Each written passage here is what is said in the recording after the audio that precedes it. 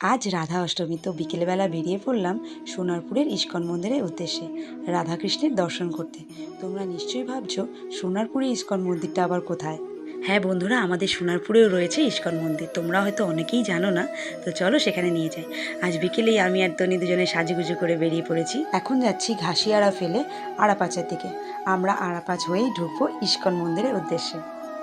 আমরা এখন আড়াপাছের মোড় থেকে ভেতরের রাস্তায় চলে এসেছি, আর এই ভেতরের রাস্তা দিয়ে যেতে যেতেই দেখাবো তোমাদেরকে ইস্কন মন্দির।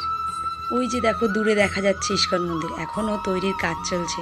আর আমরা যাচ্ছি ওই মন্দিরে। এই হলো সেই ইস্কন মন্দির। তন্নির বাবাই আর তন্নি করে আগে চলে যাচ্ছে।